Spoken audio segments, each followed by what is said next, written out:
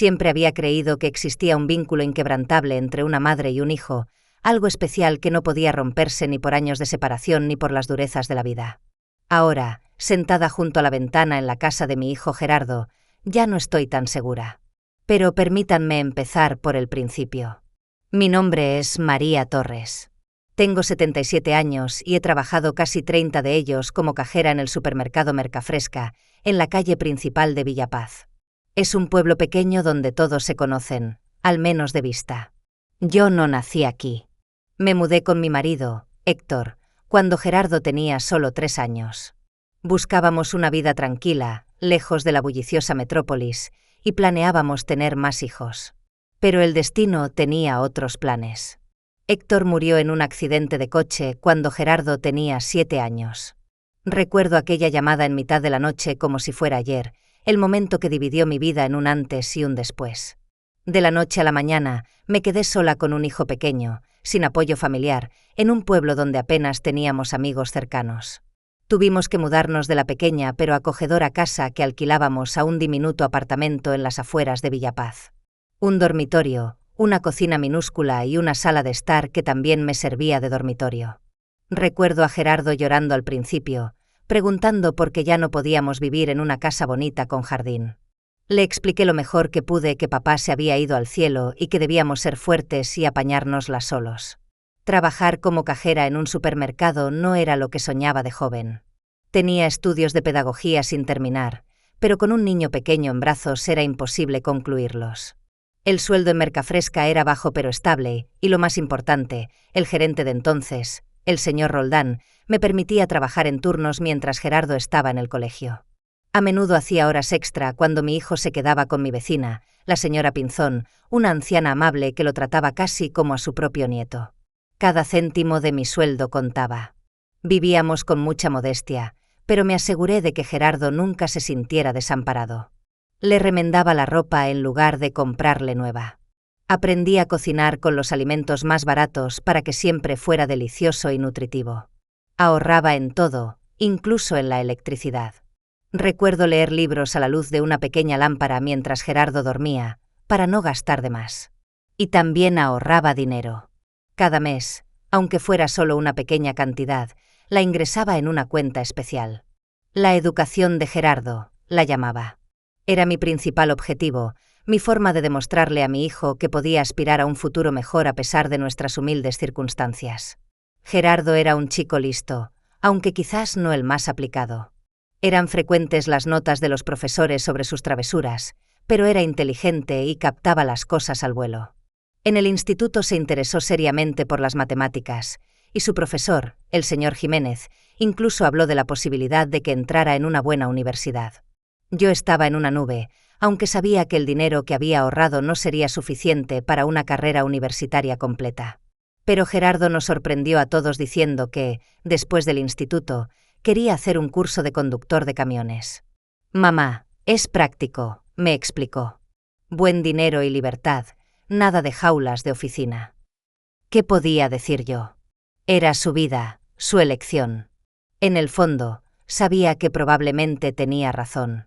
La universidad nos habría costado decenas de miles de euros que no teníamos, y con una carrera como transportista, podría empezar a ganar dinero casi de inmediato. Así que Gerardo se hizo camionero.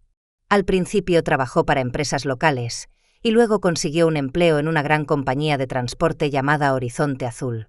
El sueldo era bueno, sobre todo para el nivel de vida de Villapaz.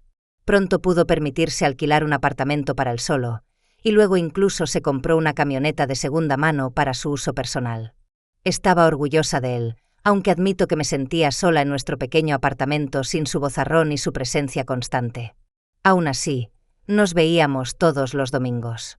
Venía a comer y me contaba sus viajes, anécdotas divertidas de la carretera. A veces me traía pequeños recuerdos de diferentes regiones, imanes para la nevera, tazas graciosas, figuritas extravagantes. Yo guardaba cada cosita, las colocaba en mis estanterías como si fueran trofeos preciosos. Todo eso cambió cuando Gerardo conoció a Vanessa. La conoció en una cafetería de carretera en alguna parte de La Mancha, donde ella trabajaba como camarera. Era guapa, enérgica, 10 años más joven que él. 3 meses después de conocerla, la trajo a Villapaz, y 2 meses más tarde se casaron. Fue una boda modesta en el ayuntamiento, con un par de amigos de Gerardo como testigos. Yo me puse mi mejor vestido, el que guardaba para ocasiones especiales, y sonreí tanto que por la noche me dolían las mejillas. Vanessa fue amable conmigo al principio. Me llamaba mamá, se interesaba por mi trabajo, incluso se ofreció a ayudarme a limpiar mi pequeño apartamento. Gerardo y yo seguíamos viéndonos los domingos, solo que ahora la cena la preparaba ella. Y debía admitir que era una cocinera excelente, especialmente su tarta de manzana y canela. Los recién casados ahorraron rápidamente para la entrada de una casa.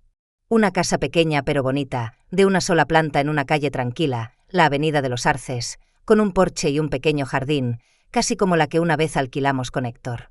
Gerardo brillaba de orgullo mientras me enseñaba cada rincón de su nuevo hogar. Mira, mamá, lo he conseguido. Y todo es gracias a ti, a tus sacrificios. Y entonces empecé a notar un cambio. Las cenas de los domingos se hicieron cada vez menos frecuentes. Primero cada 2 semanas, luego una vez al mes. Gerardo llamaba disculpándose, un viaje largo, reparaciones urgentes en casa, la visita de unos amigos de Vanessa. Yo entendía que tenían su propia vida, pero un gusanillo de preocupación empezaba a roerme el corazón. Cuando me invitaban, Vanessa encontraba cada vez más excusas para escabullirse, ya fuera a tomar un café con una amiga o a ir de compras. Y su dulce mamá fue siendo reemplazado gradualmente por un seco María. Gerardo no parecía darse cuenta del cambio, o elegía no hacerlo. Un hombre típico, no lo culpaba. Trabajaba duro, estaba en casa entre largos viajes. La jubilación fue un verdadero desafío para mí. Después de tantos años en Mercafresca, recibí una modesta despedida, una tarjeta regalo de 100 euros y una tarta que decía «Feliz jubilación, María». El nuevo gerente, que había reemplazado al bueno del señor Roldán años atrás, pronunció un discurso formal sobre mi valiosa contribución al equipo.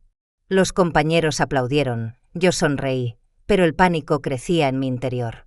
Mi pensión era mísera, apenas suficiente para pagar el apartamento y las necesidades más básicas. Los precios en Villapaz, como en todas partes, subían más rápido que las pensiones. Después de 3 meses, me di cuenta de que ya no podía permitirme vivir sola. Tenía pocas opciones: buscar una compañera, una pensionista igualmente sola, o mudarme con mi hijo. La segunda opción parecía natural. Al fin y al cabo, ¿no es para eso que criamos a los hijos? Para que nos apoyen en nuestra vejez como nosotros los apoyamos en su infancia. La conversación con Gerardo fue sorprendentemente fácil. Me escuchó por teléfono y luego dijo: «Claro, mamá, ya solucionaremos algo». Una semana después, vino, me ayudó a empaquetar lo esencial. La mayoría de los muebles tuve que venderlos por una miseria, y me llevó en su camioneta a su casa en la Avenida de los Arces. Vanessa recibió la noticia de mi mudanza con un entusiasmo fingido. «¡Qué bien, María!». «Estamos encantados», dijo, pero sus ojos permanecieron fríos. Me instalé en la pequeña habitación que pensaban convertir en un cuarto para bebés si alguna vez decidían tener uno. Gerardo me ayudó a trasladar mis cajas, a montar la cama y una pequeña cómoda para mi ropa. «Ponte cómoda, mamá. Ahora esta es tu casa». Las primeras semanas transcurrieron en una torpe adaptación mutua. Intenté no estorbar, ser útil. Preparaba la comida cuando Vanessa estaba en el trabajo, consiguió un puesto de recepcionista en un salón de belleza local, mantenía la casa limpia. Pero poco a poco se hizo evidente que mi ayuda no era realmente apreciada. «No toques mis cosas, ya sé cómo doblar mi propia ropa, eso no se cocina así», eran frases que oía cada vez más a menudo. Gerardo rara vez estaba en casa. Sus viajes eran cada vez más largos y a veces se ausentaba durante 2 o 3 semanas seguidas. Y cuando volvía, toda su atención se centraba en Vanessa. Lo entendía, por supuesto. Una esposa joven, un marido que la extraña, necesitan tiempo juntos. Pero a veces me sorprendía pensando que mi hijo apenas encontraba un momento para hablar conmigo, para preguntarme cómo estaba, qué había hecho en su ausencia. Y entonces empezaron las conversaciones sobre dinero. Vanessa empezó a hablar una noche durante la cena sobre el aumento de los costes, sobre lo caro que era mantener la casa. María, dijo con una sonrisa que no llegaba a sus ojos. Somos una familia, ¿verdad? Creo que es justo que contribuyas al presupuesto familiar. Ahora somos 3, después de todo. Miré a Gerardo, confundida. Él se encogió de hombros con torpeza. Mamá, Vanessa tiene razón. Tu pensión es tuya, pero la ayuda nos vendría bien. ¿Qué podía decir? Me habían acogido cuando ya no podía vivir por mi cuenta. Sería injusto no contribuir a los gastos. Acordamos que transferiría 1/3 de mi pensión a su cuenta cada mes. Vanessa sugirió un sistema sencillo. Yo simplemente sacaría el dinero y se lo daría a ella en efectivo, y ella lo distribuiría para el hogar. Solo ahora, mirando hacia atrás, me doy cuenta de que esa fue la primera señal de alarma. Pero en ese momento, acallé la voz interior que me susurraba que algo iba mal. Después de todo, Gerardo era mi hijo, mi carne y mi sangre. ¿Podía no querer a su madre? ¿Podía permitir que me trataran injustamente? No, por supuesto que no. Simplemente me estaba volviendo una vieja imaginativa, eso era todo. O tal vez era porque tenía demasiado miedo a quedarme sola, demasiado miedo a admitir que lo que siempre había creído que era una verdad inmutable, el amor incondicional entre madre e hijo, podría ser solo un hermoso cuento de hadas que nos contamos para no ver la realidad tal como es. Las mañanas en la casa de la Avenida de los Arces siempre empezaban igual. Me despertaba a las 6, una costumbre desarrollada durante décadas de turnos tempranos en el supermercado. Iba sigilosamente a la cocina, intentando no hacer crujir las tablas del suelo. Me preparaba una taza de té, me sentaba junto a la ventana y observaba cómo despertaba la calle. La señora Pérez, al otro lado, paseando a su perro. El señor Jiménez recogiendo el periódico del porche. En esas horas tempranas, la casa me pertenecía solo a mí. Vanessa nunca se levantaba antes de las 9, especialmente cuando Gerardo estaba de viaje y él solo estaba en casa una semana al mes. En momentos así, podía fingir que todo estaba bien. Que era una invitada bienvenida, un miembro de la familia, no una anciana molesta que hacía que todos se sintieran incómodos cada vez que sus zapatillas chirriaban. Cuando me mudé hacía 6 meses, intenté ser útil. Preparaba comidas, quitaba el polvo, regaba las flores. Quería compensar mi presencia, no ser una carga. Pero pronto me di cuenta de que mi ayuda no solo no era apreciada, sino que resultaba irritante. María, dijo Vanessa un día cuando me sorprendió planchando sus blusas, prefiero que mi ropa la planchen en la tintorería, ellos saben la temperatura adecuada. En otra ocasión, echó sal deliberadamente a la sopa que yo había preparado y luego pidió una pizza. Es imposible de comer, le dijo a Gerardo lo suficientemente alto como para que yo la oyera desde mi habitación. Tu madre no tiene ningún gusto. Al final dejé de intentarlo. Cocinaba solo para mí cuando Vanessa no estaba en casa. Lavaba solo mis platos. Hacía solo mi colada. Mi vida se redujo a una pequeña habitación al final del pasillo, 12 metros cuadrados que se convirtieron en mi refugio y mi prisión. El dinero se convirtió en el verdadero problema. A principios de cada mes, Vanessa me recordaba mi contribución al presupuesto familiar. Al principio era 1/3 de mi pensión, pero poco a poco la cantidad fue creciendo. Las facturas de los suministros han subido. Ha habido que cambiar algo en la fontanería. Los precios de los alimentos están por las nubes. Las explicaciones siempre sonaban plausibles. Cuando me atreví a preguntar si podía pagar un poco menos, al menos ese mes, Vanessa me miró como si fuera una niña caprichosa. María, dijo con su tono peculiar, lento y distintivo, como si yo fuera dura de oído o débil de mente, te acogimos cuando no podías permitirte tu propio lugar. No vale eso la mitad de tu pensión. Así que me rendí. Sacaba el dinero del cajero y le daba el efectivo. Vanessa nunca me ofreció un recibo, nunca me mostró exactamente a dónde iba el dinero. Presupuesto familiar era toda la explicación que obtenía. Por suerte, todavía tenía una pequeña cuenta de ahorros de la que no le hablé. El mismo dinero que una vez había ahorrado para la educación de Gerardo pero que nunca necesité, más lo poco que había logrado apartar a lo largo de los años. No era mucho, pero suficiente para sentir algo de seguridad. Gerardo no parecía notar nada. Cuando volví a casa después de 2 o 3 semanas en la carretera, estaba completamente absorto en Vanessa. Se encerraban en el dormitorio durante horas o se iban a algún sitio juntos, dejándome sola. No me ofendía, al fin y al cabo, eran una pareja joven, necesitaban su propio tiempo. Pero a veces me daba cuenta de que a mi hijo ni siquiera le interesaba cómo vivía yo sin él. No me preguntaba si estaba bien. Y si intentaba contarle mis dificultades, él siempre se ponía del lado de su mujer. «Mamá», dijo una vez, cuando me atreví a quejarme de que Vanessa había tirado mi taza favorita, «¿sabes lo ordenada que es? Esa taza estaba agrietada, podrías haberte cortado el labio». Se preocupaba por tu salud. El único consuelo en mi nueva vida era el viejo portátil que me había comprado antes de mudarme. No era nada especial, un modelo simple de segunda mano, pero suficiente para mis modestas necesidades. Leía libros electrónicos que podía descargar gratis de la biblioteca municipal, veía películas y a veces escribía correos a antiguos compañeros. Era mi pequeño portal al mundo exterior, a la casa de la Avenida de los Arces. Aquel año fue una primavera lluviosa. Las gotas repiqueteaban en el tejado todo el día, y el cielo gris parecía hundirse hasta las copas de los árboles. En días así, mi habitación se sentía especialmente estrecha y mi soledad especialmente aguda. Pasaba cada vez más tiempo con mi portátil, hasta que una tarde, simplemente no se encendió. Pulsé el botón de encendido una y otra vez, comprobé que el cable estuviera enchufado, pero la pantalla permaneció oscura. A la mañana siguiente, me armé de valor para llamar a la puerta del dormitorio de Vanessa.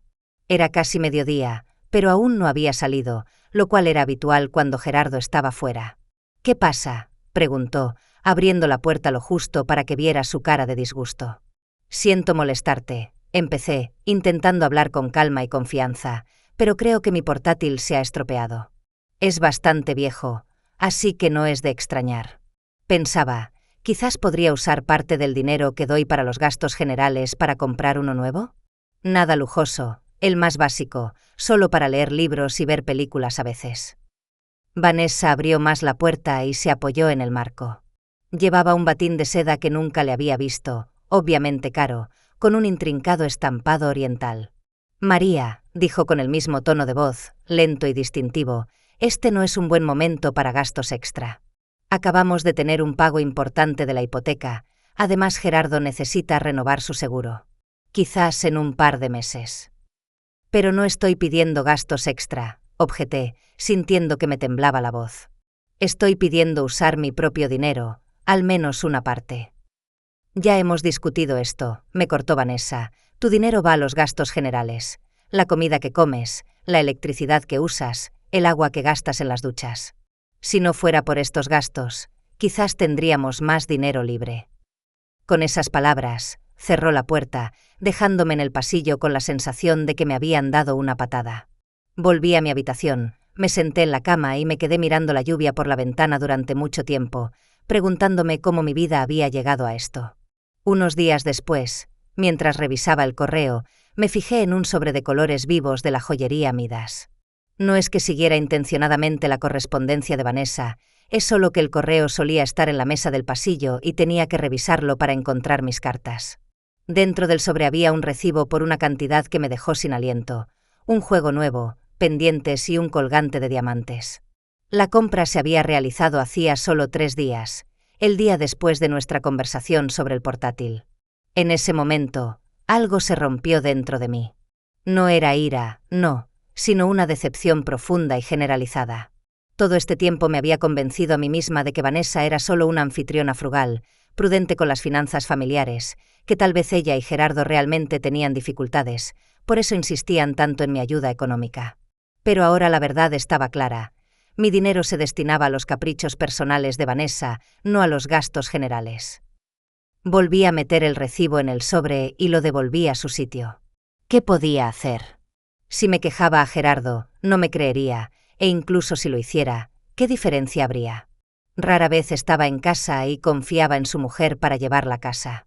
Además, una confrontación con Vanessa solo podía terminar conmigo en la calle.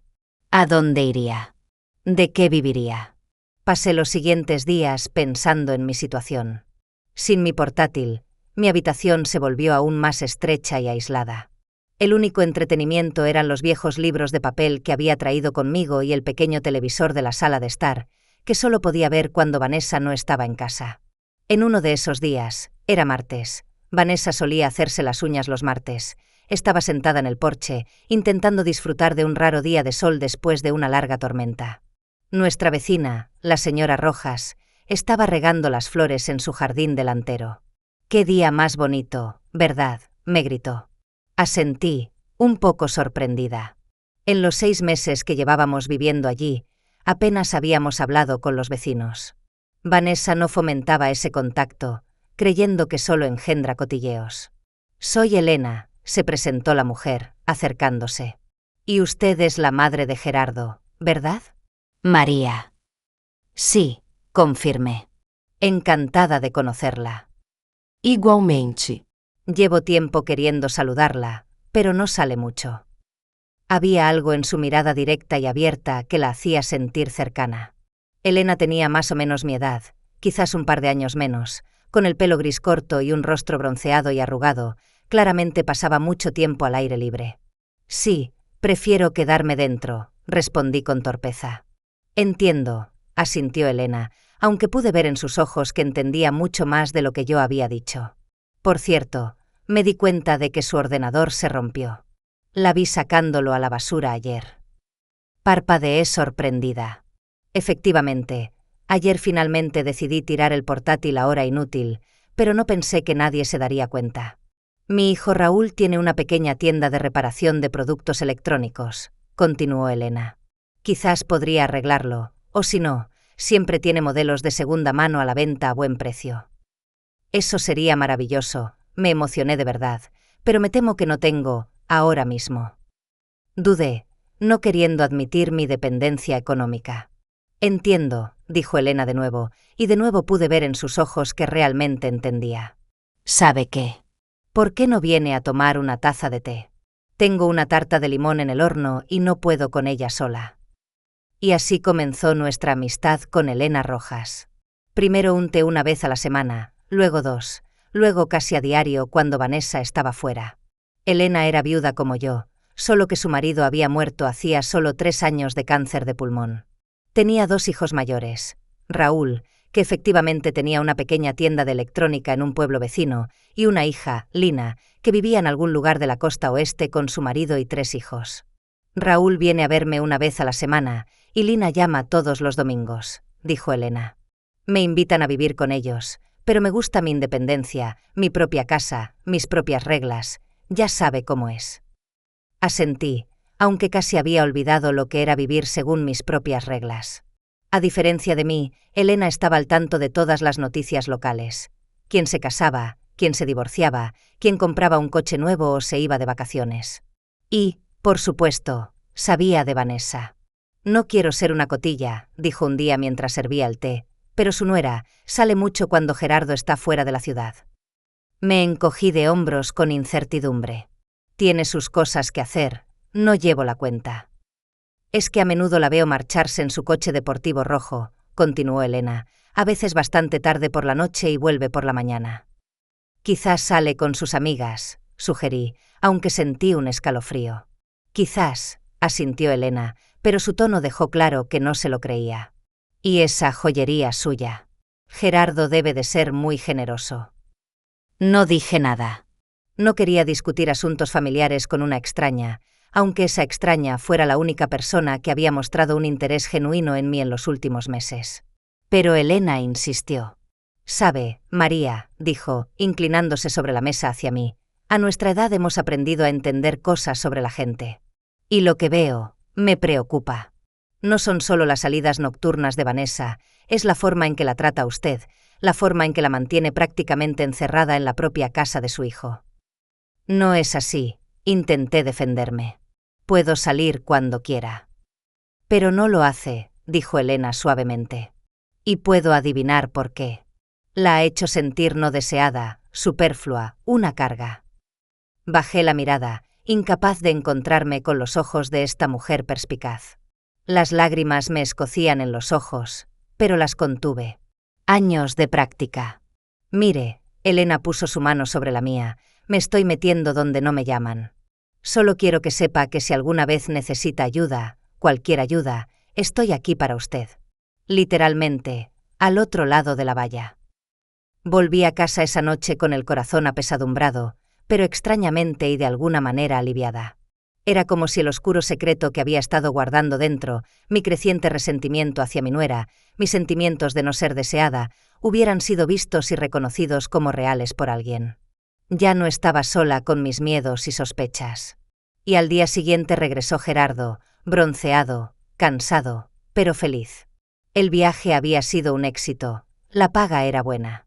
Vanessa lo recibió con tanto entusiasmo como si hubiera vuelto de una guerra, no de un viaje regular por el centro del país. Y yo solo me quedé en el umbral de mi habitación, esperando a que mi hijo se diera cuenta de mi presencia, se acercara y me diera un abrazo.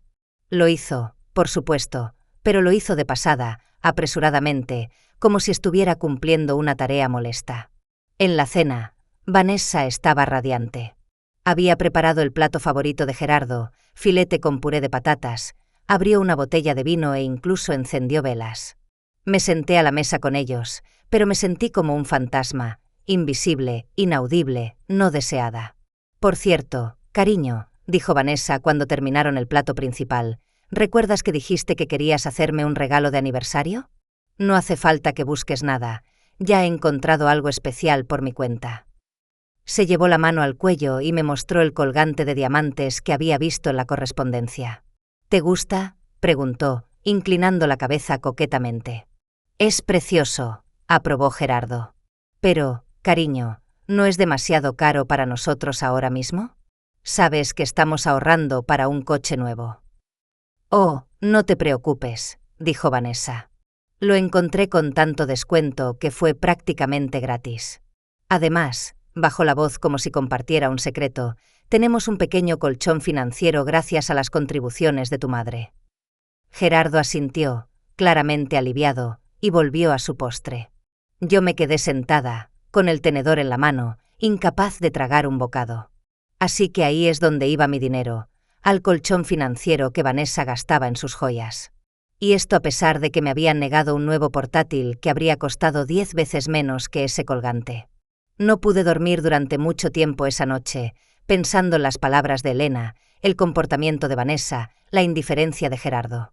Algo había que hacer. ¿Pero qué? No tenía ni la fuerza ni los medios para enfrentarlos abiertamente. Era demasiado dependiente de ellos, demasiado vulnerable. Después de la cena en la que Vanessa había presumido de su nuevo colgante de diamantes, algo en mí cambió. Durante años había sido callada, complaciente, siempre preocupada por no ser una carga para nadie. Quizás por eso estaba en esta situación, una anciana insignificante con la que se podía hacer cualquier cosa. A la mañana siguiente, cuando Gerardo fue a reunirse con su jefe de logística y Vanessa se fue al salón de belleza, hice algo que habría considerado impensable. Empecé a buscar pruebas. No sabía qué esperaba encontrar, tal vez la confirmación de mis sospechas de que mi dinero se estaba malgastando, o tal vez algo que convenciera a Gerardo de escucharme. Empecé en el salón, revisando metódicamente los cajones del escritorio donde solían guardar facturas y documentos. Nada destacable, facturas de suministros, pólizas de seguros, tarjetas de garantía de electrodomésticos, los papeles habituales de una familia corriente. Pero en el cajón más bajo, debajo de una pila de revistas viejas, encontré una pequeña caja. Dentro había varias tarjetas bancarias y un fajo de extractos bancarios.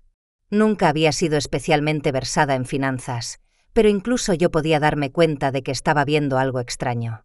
Varias cuentas a nombre de Vanessa Torres de las que estoy segura que Gerardo no sabía nada, recibos mensuales por cantidades casi exactamente iguales a la parte de mi pensión que estaba entregando, y algunas otras transferencias regulares cuyo origen no pude identificar.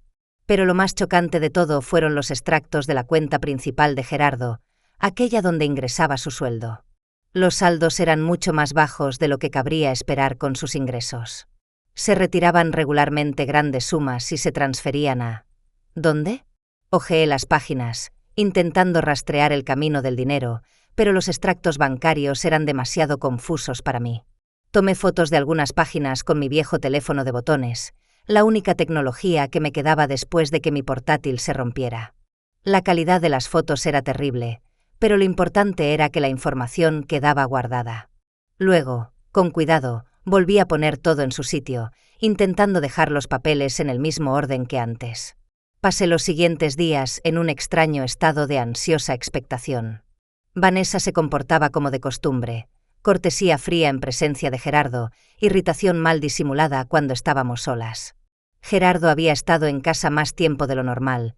Su siguiente viaje se había retrasado por algún problema con la carga. Pasaba la mayor parte del tiempo en el garaje, trasteando con su camioneta o sentado frente al televisor, viendo canales de deportes. Apenas me hablaba, más allá del habitual buenos días y buenas noches. No sabía qué hacer con la información que había descubierto. ¿Mostrarle las fotos a Gerardo? ¿Pero me creería? ¿No pensaría que eran solo fantasías seniles, o peor aún, un intento deliberado de desprestigiar a su mujer? ¿Ir a la policía? ¿Pero de qué exactamente debería acusar a Vanessa? ¿De gastar el dinero que le di libremente en joyas en lugar de pagar facturas? Eso difícilmente es un delito. Al final, decidí consultar a Elena. Nos reunimos en su casa, como de costumbre, para tomar un té. Le mostré las fotografías, le expliqué mis sospechas. «Ay, María», suspiró Elena, escudriñando las fotos. «Me temo que esto no tiene muy buena pinta. Estas transferencias son regulares y las cantidades son bastante grandes. Si esto está ocurriendo sin el conocimiento de Gerardo». «¿Crees que le está robando?», pregunté sin rodeos. Elena se encogió de hombros. «Es difícil decirlo con seguridad. Quizás tengan algún tipo de acuerdo. Pero por lo que me cuentas de tu vida y la forma en que te trata, tengo un mal presentimiento». «¿Qué debo hacer?», pregunté, sintiendo que las lágrimas asomaban. «No quiero causar problemas. Gerardo es mi único hijo. Si me equivoco, si arruino su matrimonio». «¿Y si tienes razón?», objetó Elena suavemente. «¿Y si Vanessa realmente lo está engañando? No querrás que pierda todo lo que ha ganado, ¿verdad?». Negué con la cabeza. «Por supuesto que no». Pero la idea de una confrontación directa me llenaba de pavor. «Quizás deberías hablar con Gerardo a solas primero», sugirió Elena. «Con calma, sin acusaciones. Solo pregúntale por algunas de las cosas extrañas que has notado. A ver cómo reacciona». Parecía razonable. Después de todo, es mi hijo. No importa lo distante que se haya vuelto, seguramente en el fondo todavía se preocupa por mí. Confía en mí. Decidí esperar el momento adecuado. Llegó 2 días después. Vanessa se había ido a pasar el día, algo que ver con su trabajo en el salón, aunque sospechaba que era solo otro viaje de compras. Gerardo estaba en el jardín podando los setos. Le llevé una limonada fría porque hacía un día caluroso. «Gracias, mamá», dijo, tomando el vaso. Por un momento pareció el Gerardo de antes, mi chico, agradecido por los pequeños actos de cariño. «¿Puedo hablar contigo?», pregunté, intentando mantener un tono de voz casual. Frunció el ceño, pero asintió. «Claro. ¿Pasa algo?». Nos sentamos en las sillas de jardín bajo el viejo roble. Me armé de valor. «Gerardo, estoy preocupada por vuestras finanzas», empecé con suavidad. Su rostro se cerró de inmediato, como si una cortina invisible hubiera caído. «¿A qué te refieres?». «Vi, accidentalmente, unos extractos bancarios», continué, decidiendo no confesar mi búsqueda intencionada.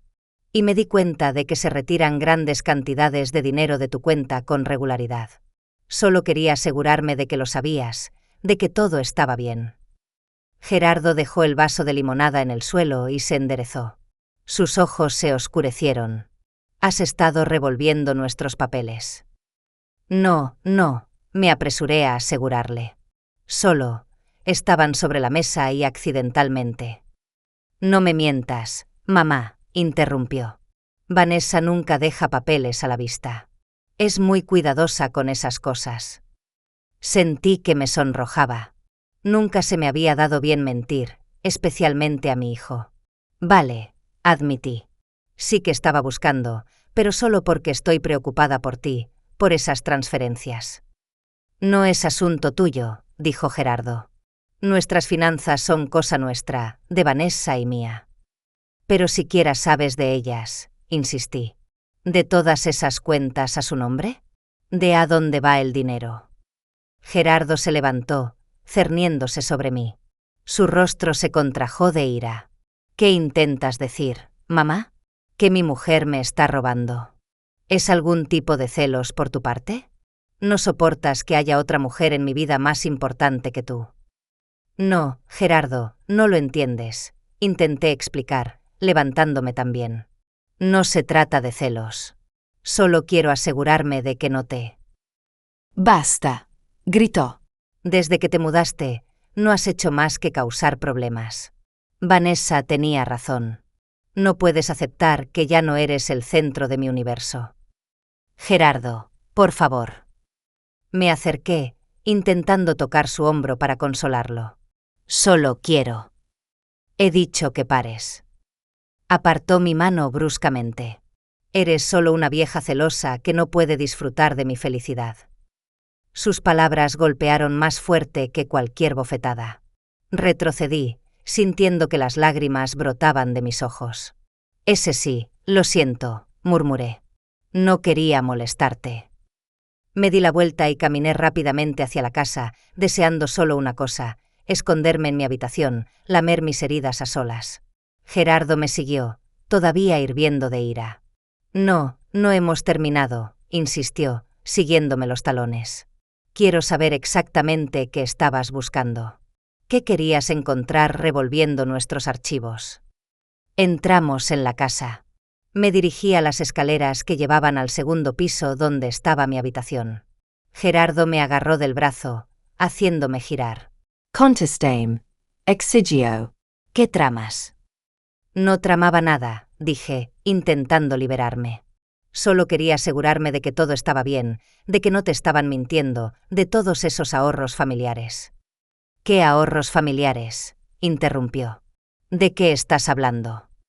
Tu dinero, mi dinero, todo lo que va a esas cuentas de Vanessa, expliqué. Solo quiero saber a dónde va. ¿Por qué no tenemos dinero ni para comprarme un portátil nuevo mientras ella se compra diamantes? Algo brilló en los ojos de Gerardo por un momento. ¿Duda? ¿Confusión?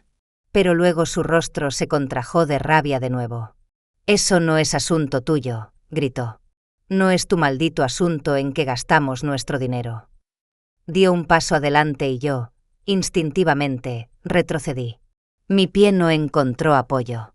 Estaba en el mismísimo borde del escalón superior de la escalera.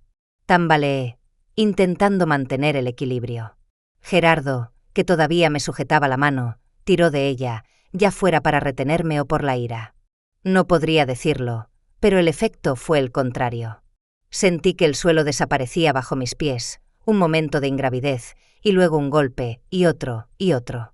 Caí rodando por las escaleras, incapaz de detener mi caída, intentando desesperadamente proteger mi cabeza. Lo último que vi antes de que el mundo se volviera oscuro fue el rostro de Gerardo en lo alto de las escaleras, pálido, conmocionado, con los ojos abiertos de par en par por el horror. No sé cuánto tiempo pasó antes de que recuperara el sentido. Segundos. Minutos.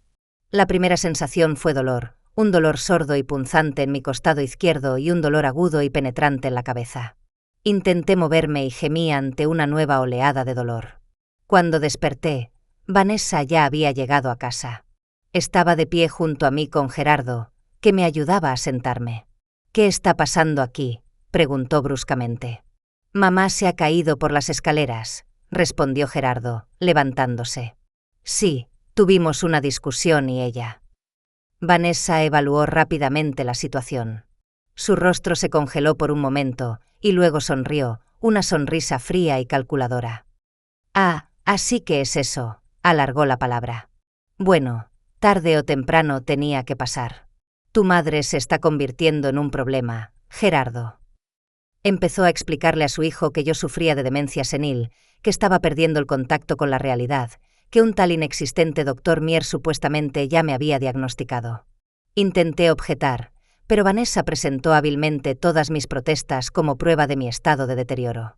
Tienes 2 horas para hacer las maletas, dijo Vanessa mientras Gerardo salía de la habitación para hacer una llamada a una residencia. Luego llamaré a un taxi para que te lleve. A cualquier parte. No me importa, pero no te quedas más en esta casa. No había mucho que empaquetar. Había dejado la mayoría de mis cosas cuando me mudé de mi apartamento. Solo cogí ropa, algunas fotos, documentos importantes. Todo cupo fácilmente en una maleta y una bolsa pequeña. Gerardo entró para despedirse, con aspecto culpable pero decidido. Se había creído las mentiras de Vanessa, sin siquiera molestarse en comprobar los hechos o escuchar mi versión. Cuando llegó el taxi, me ayudó a llevar la maleta, me abrazó torpemente para despedirse y volvió rápidamente a la casa sin mirar atrás. «¿A dónde vamos, señora?», preguntó el taxista. Le di la dirección de Elena. Era la única persona en Villapaz a la que podía recurrir en busca de ayuda. Cuando llegamos a su casa, estaba regando las flores en el jardín. Al ver el taxi y a mí con mi maleta, dejó la manguera y se apresuró hacia la puerta. María. ¿Qué ha pasado? No pude contener las lágrimas mientras empezaba a contarle. Elena escuchó en silencio, pero su rostro se volvía cada vez más severo. Cuando terminé, cogió mi maleta con determinación. «Te quedarás conmigo», dijo en un tono que no admitía objeciones. «El tiempo que sea necesario. Tengo una habitación de sobra y será un placer tener compañía». Esa noche, sentada en la cocina de Elena con una taza de chocolate caliente, me sentí extrañamente vacía y liberada al mismo tiempo. Mi vida se había derrumbado de la noche a la mañana, había perdido a mi hijo, mi hogar, los últimos vestigios de mis ilusiones sobre nuestra familia. Pero al mismo tiempo, me había liberado de la humillación diaria, de andar de puntillas en mi propia casa, de soportar en silencio el resentimiento y la injusticia. «¿Qué vas a hacer ahora?», preguntó Elena, sirviéndome el chocolate. Negué con la cabeza. El futuro parecía vago e incierto. «No lo sé, buscar un lugar para vivir, supongo. Mi pensión será suficiente para una habitación modesta». «Podrías vivir aquí», repitió Elena. «De verdad, María, la casa es demasiado grande para mí sola, y con tu pensión podemos pagar las facturas juntas, será más fácil para las dos». La miré con gratitud, sin acabar de creer que tanta amabilidad fuera posible. «Pero Gerardo», empecé, sin saber cómo terminar la frase. «Gerardo ha tomado su decisión», dijo Elena suavemente. «Ahora es el momento de que tú elijas. Y María, es hora de pensar en ti misma, por una vez en tu vida». Durante la primera semana en casa de Elena, apenas salí de mi habitación. El dolor físico de la caída, costillas magulladas, una muñeca torcida, un enorme moratón en el muslo, no era nada comparado con el trauma mental. Cada vez que cerraba los ojos, veía el rostro de Gerardo contraído por la ira, le oía gritar: «No es asunto tuyo». Sentía que el suelo se deslizaba bajo mis pies y revivía el horror de la caída. Elena fue un ángel de paciencia. Me llevaba comida a la habitación, no insistía en hablar, solo se sentaba a mi lado cuando lloraba, y lloré mucho. Creo que nunca había derramado tantas lágrimas en toda mi vida como en esos pocos días. Lloraba no solo por la traición de mi hijo, sino también por mi ceguera, mi ingenuidad, mi ridícula creencia de que el amor de una madre debía ser mutuo. Al 8º día, finalmente bajé a desayunar. Elena, al verme en el umbral de la cocina, se iluminó. «Buenos días», dijo, como si no fuera inusual que pasara una semana en reclusión voluntaria. Café. Asentí y me senté a la mesa. La acogedora cocina de Elena, bañada por el sol de la mañana, con geranios en el alféizar y cortinas de flores pasadas de moda, parecía un mundo de otra realidad. Un mundo pacífico y amable donde no había traición ni dolor. «¿Cómo te sientes?», preguntó Elena, poniendo una taza de café y un plato de tostadas delante de mí. «Mejor», respondí, y era verdad. El dolor físico casi había desaparecido, pero el dolor mental, tú harías lo mismo por mí.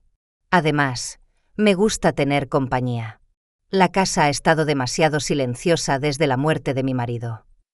Desayunamos en un silencio acogedor. Por primera vez en mucho tiempo me sentí, no feliz, pero sí tranquila, segura, aceptada tal como era.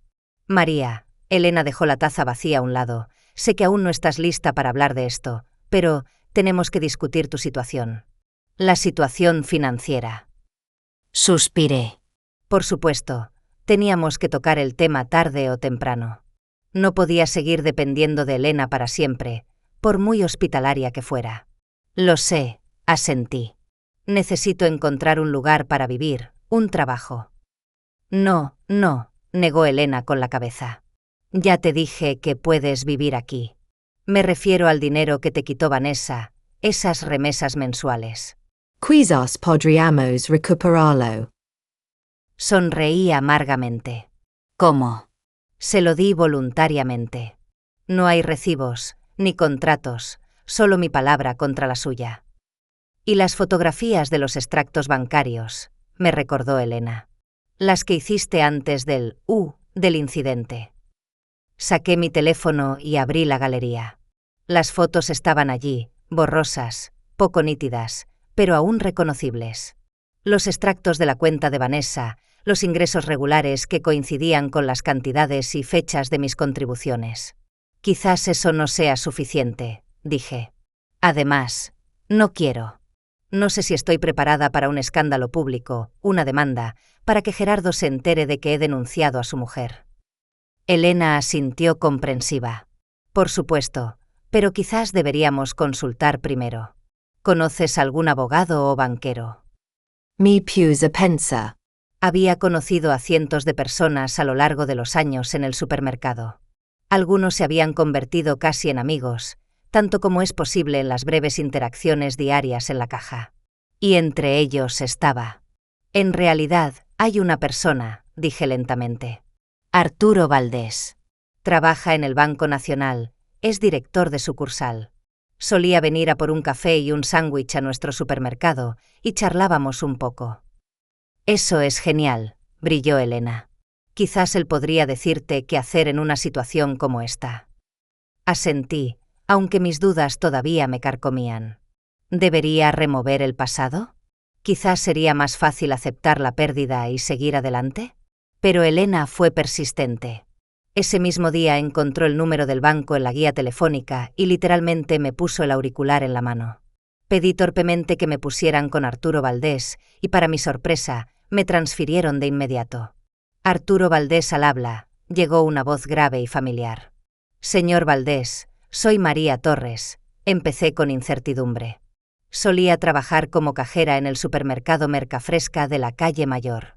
Quizás no se acuerde de mí.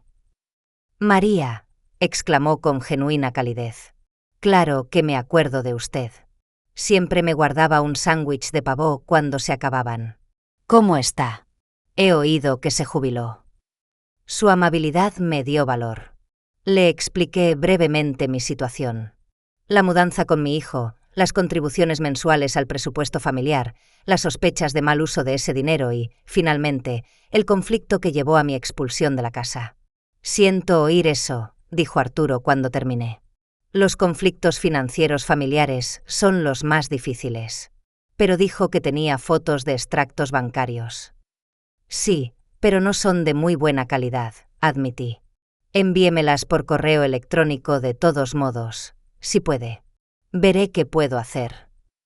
Elena me ayudó a enviar las fotos desde su ordenador.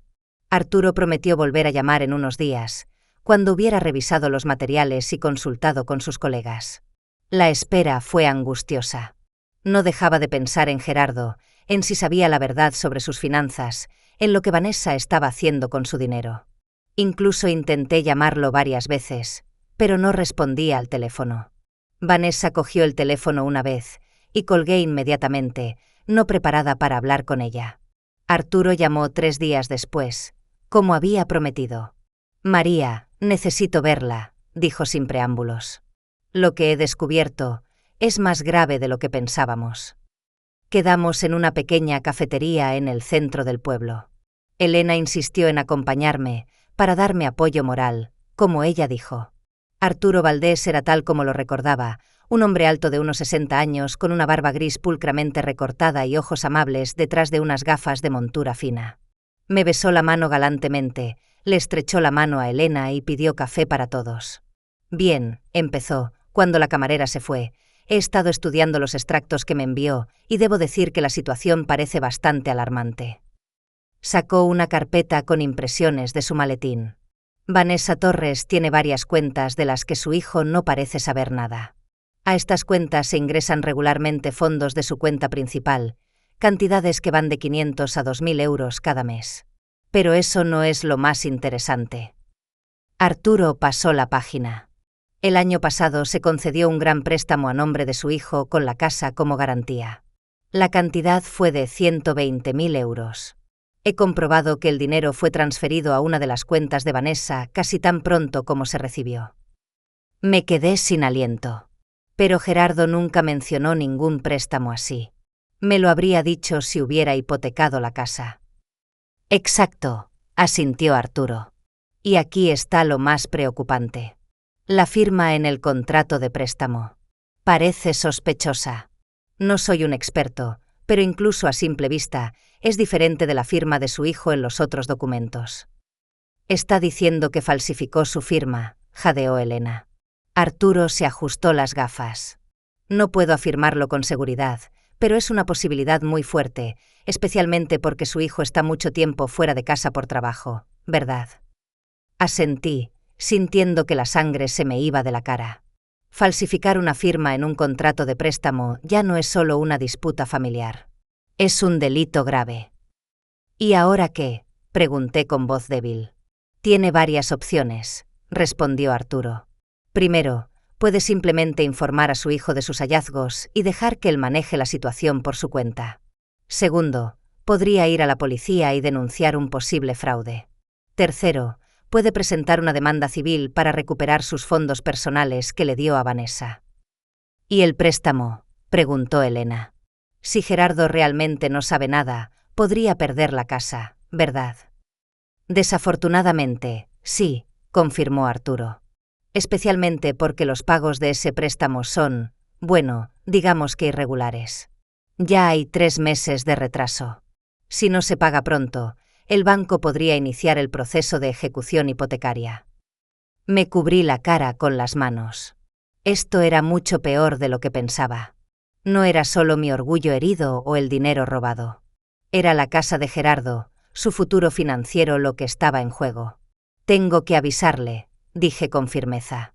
No importa lo que me haya hecho, necesita saberlo. Por supuesto, asintió Arturo, pero esté preparada para la posibilidad de que no le crea. Si Vanessa puede convencerlo de que usted está, bueno, incapacitada, podría desestimar sus advertencias. Tengo que intentarlo de todos modos, insistí. Elena y yo agradecimos a Arturo su ayuda y, armadas con copias de los documentos que nos había dado, nos fuimos a casa.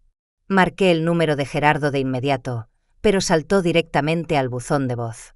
Le dejé un mensaje pidiéndole que me devolviera la llamada por un asunto importante. Luego le envié un mensaje de texto con la misma petición. Me senté junto al teléfono toda la tarde esperando una llamada, pero nunca llegó. Al día siguiente volví a llamar, con el mismo resultado. Al tercer día, di el paso desesperado de ir a casa de Gerardo en persona. ¿Estás segura de que es una buena idea?, me preguntó Elena mientras me preparaba. Después de que te echaran. No voy a entrar, le aseguré.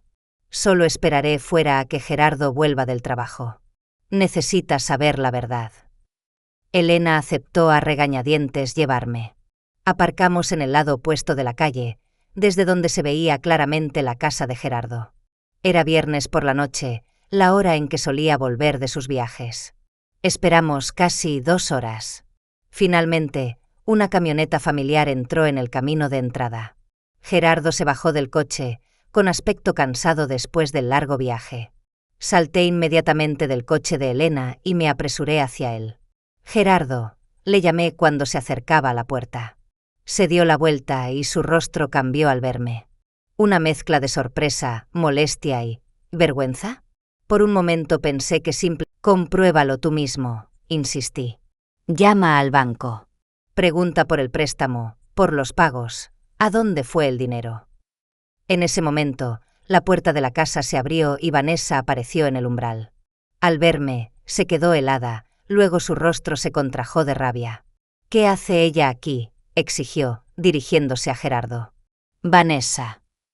Él se volvió hacia ella, todavía sosteniendo los papeles. ¿Sabes algo de este préstamo? Vi cómo su máscara se deslizaba por una fracción de segundo. El miedo brilló en sus ojos, pero rápidamente se recompuso. ¿De qué hablas, cariño? ¿Qué préstamo?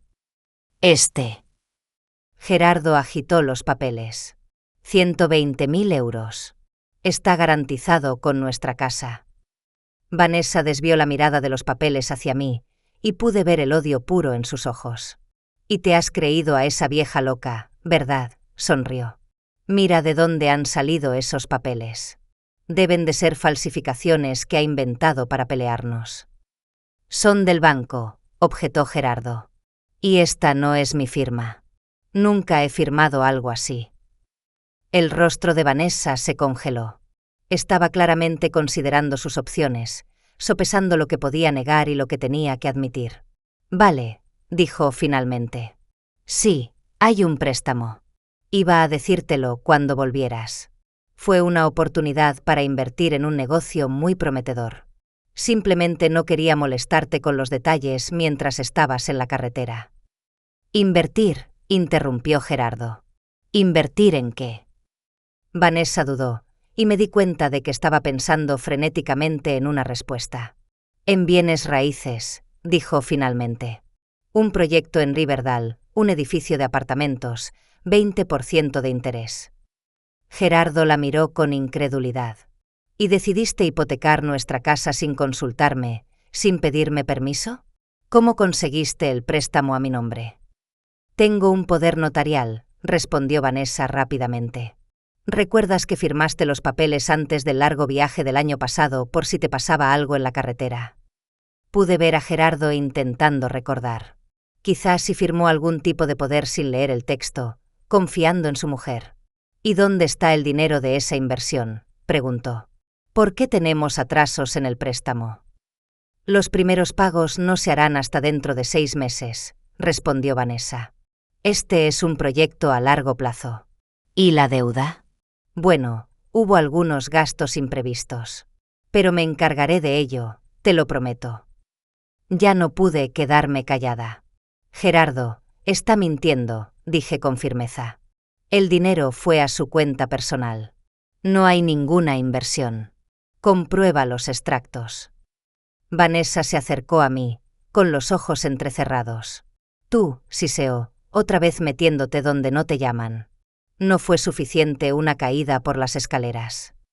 Vanessa, exclamó Gerardo, conmocionado por sus palabras. Pero ella ya no podía parar. Tu madre está obsesionada con destruir nuestro matrimonio, continuó Vanessa, dirigiéndose a Gerardo. Siempre me ha odiado, siempre intentando ponerte en mi contra. Y ahora se ha inventado esta ridícula historia sobre dinero robado. No he inventado nada, dije con calma. Todas las pruebas están en esta carpeta. Los extractos de cuenta, los movimientos de fondos, el contrato de préstamo. Gerardo, solo comprueba los hechos tú mismo. Llama al banco. Gerardo desvió la mirada de mí a Vanessa y viceversa, claramente sin saber a quién creer. Finalmente, dio un paso atrás, distanciándose de ambas. Me encargaré de esto yo mismo, dijo. Mamá, gracias por la información. Vanessa, tenemos que hablar. A solas. No la vas a creer, ¿verdad?, exclamó Vanessa. ¿Después de todo lo que ha hecho? ¿Después de todo lo que se ha inventado? Pero Gerardo no escuchaba. Se dio la vuelta y caminó hacia la casa, indicando a Vanessa que lo siguiera. Ella me lanzó una última mirada de odio y lo siguió, cerrando la puerta con fuerza. Me quedé de pie en el camino de entrada, sin saber qué hacer a continuación. Por un lado, había cumplido con mi deber. Había advertido a mi hijo del peligro. Por otro, ¿y si creía a Vanessa después de todo? ¿Y si lo convencía de nuevo de que yo era solo una vieja celosa con una imaginación enfermiza? Elena se acercó con el coche y me llamó desde la ventanilla. María, ¿está todo bien? Suspiré y me dirigí al coche. No lo sé. Le he contado todo. Le he enseñado los papeles. Pero no estoy segura de que me haya creído. Al menos lo has intentado, me consoló Elena. Ahora depende de él. De camino a casa, discutimos qué hacer a continuación. Elena pensaba que debíamos ir a la policía, independientemente de la reacción de Gerardo. Es un fraude, María, insistió. Falsificar una firma en un contrato de préstamo es un delito grave. Si Gerardo no toma medidas, el banco seguirá exigiendo el pago y se quedarán con la casa. Lo sé, suspiré. Pero es su mujer. ¿Cómo puedo ir a la policía a denunciar a la mujer de mi hijo? ¿Cómo puedes no hacerlo?, objetó Elena. Si te quedas callada, las consecuencias solo empeorarán. Para todos, incluido Gerardo.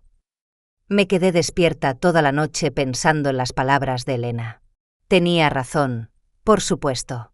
Si Vanessa realmente falsificó la firma de Gerardo en el contrato de préstamo, eso es un delito.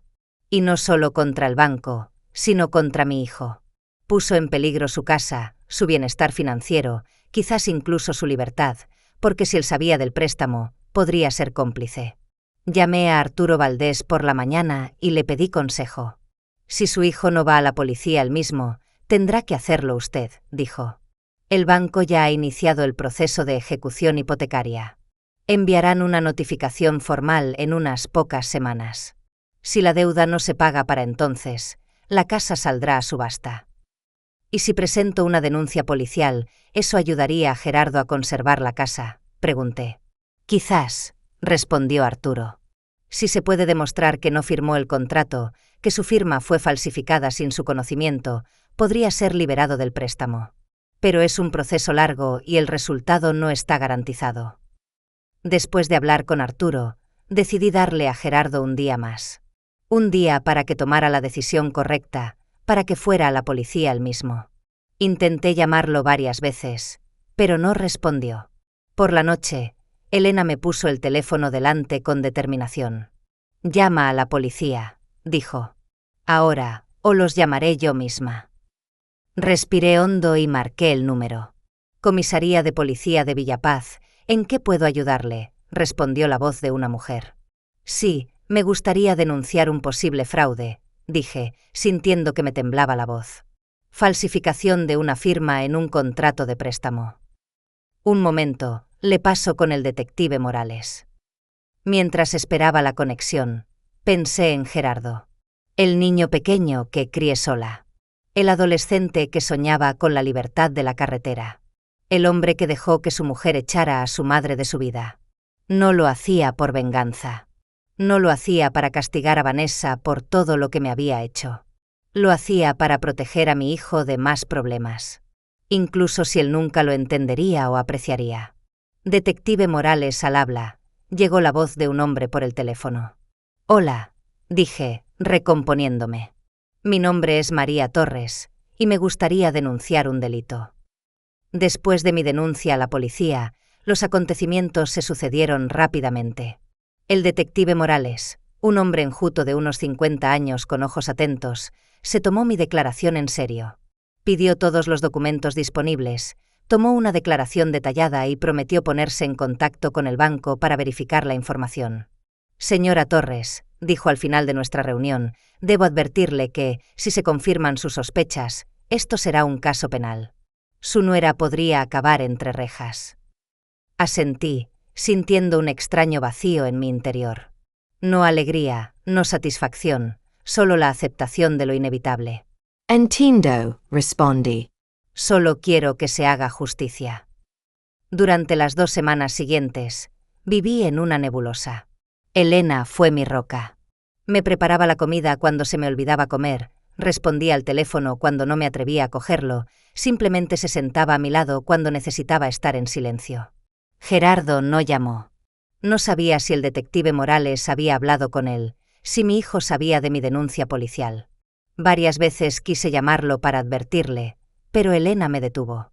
«Deja que la policía haga su trabajo. El perito calígrafo no ha dejado lugar a dudas. También ha confirmado sus sospechas sobre a dónde fue el dinero. Efectivamente, fue transferido a las cuentas personales de Vanessa Torres y luego, en su mayoría, retirado en efectivo». Apreté el teléfono con tanta fuerza que mis nudillos se pusieron blancos. «Y Gerardo, mi hijo, lo sabe». «Sí», respondió el detective. «Hablamos con él ayer. Está cooperando plenamente con la investigación. Afirma que no sabía nada del préstamo y no autorizó a su mujer a firmar documentos en su nombre». «¿Y ahora qué?», Pregunté, sintiendo que el corazón me latía con fuerza. Hemos emitido una orden de arresto contra Vanessa Torres por cargos de fraude y falsificación, dijo Morales. Pero me temo que tengo malas noticias. Ha desaparecido. Se fue de casa hace 2 días, llevándose todas sus pertenencias personales. Hemos emitido una orden de búsqueda y captura para ella, pero hasta ahora sin suerte. Cerré los ojos, intentando procesar la información. Vanessa se había fugado. Seguramente no esperaría a ser arrestada. Debió de sentir que el suelo ardía bajo sus pies cuando Gerardo empezó a hacer preguntas después de mi visita. ¿Y la casa? ¿El préstamo?, pregunté. El detective suspiró. Desafortunadamente, incluso si se demuestra que su hijo no firmó la escritura, el proceso de cancelación de una ejecución hipotecaria que ya ha comenzado llevará tiempo. Y el banco no está dispuesto a esperar. Si la deuda no se paga en los próximos días, la casa será embargada.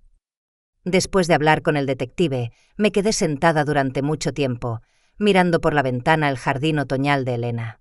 Las hojas amarillas se arremolinaban en el aire, cayendo al suelo mientras la vida de mi hijo se desmoronaba. ¿Malas noticias?, preguntó Elena, entrando en la habitación con una taza de té. Asentí y le conté la conversación con Morales. Pobre Gerardo, suspiró Elena. Sin casa, sin dinero y sin mujer, todo a la vez. Sin mujer no es una gran pérdida, dadas las circunstancias, dije, sorprendida de mi propia dureza.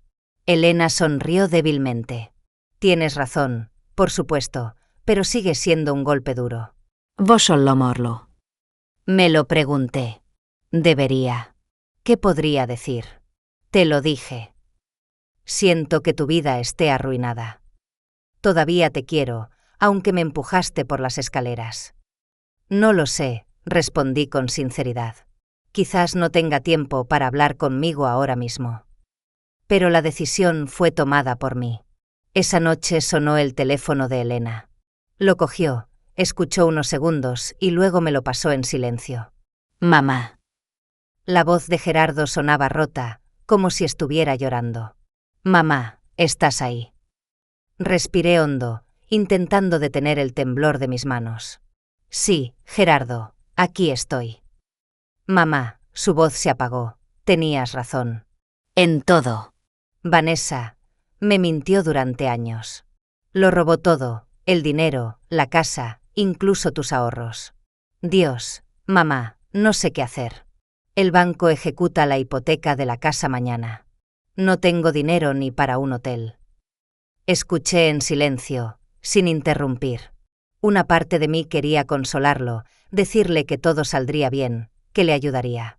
La otra parte, la más oscura y amarga, quería recordarle cómo me había tratado cuando necesité su apoyo. Lo siento, Gerardo, dije finalmente, intentando mantener la voz firme. Mamá, dijo apresuradamente, como si temiera que le colgara, sé que lo que hice fue horrible. No debería haber confiado en Vanessa, no debería haber dejado que te tratara así. Y ese incidente en las escaleras. Dios, casi te mató. No sé cómo puedes perdonarme, pero no tengo a dónde ir.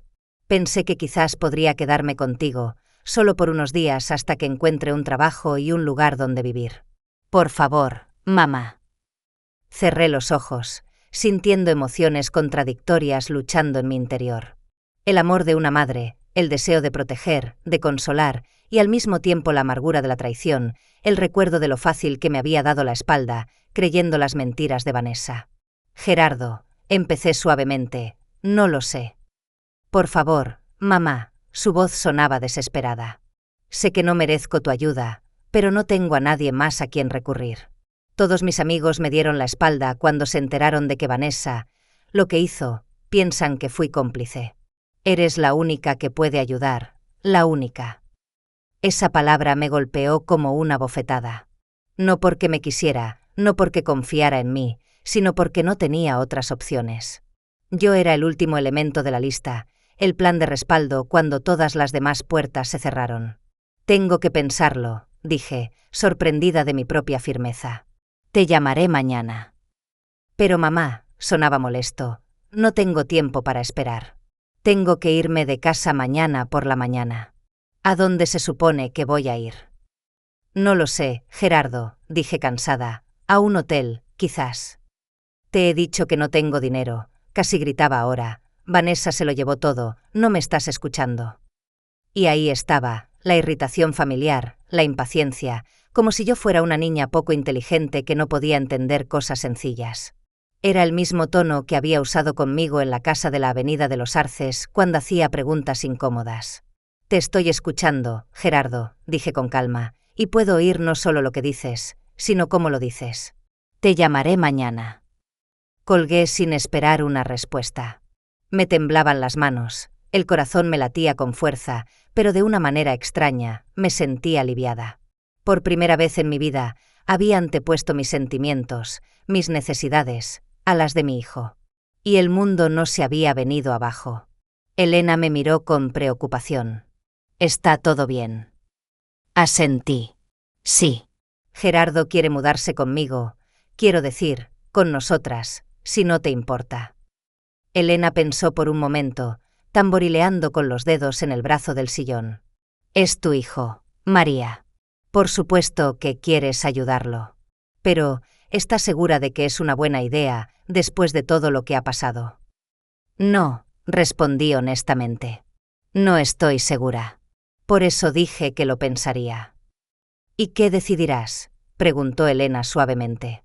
Estuve en silencio durante mucho tiempo, mirando por la ventana el cielo oscuro salpicado de estrellas. No lo sé, dije al fin. Una parte de mí quiere ayudarlo, es mi hijo después de todo, mi carne y mi sangre. Pero otra parte de mí teme que se repita. Teme que vuelva a tratarme como una carga, como una ciudadana de segunda clase. Que vuelva a ser invisible en mi propia vida. Elena asintió comprensiva. Es tu decisión, María. Apoyaré cualquier elección que hagas.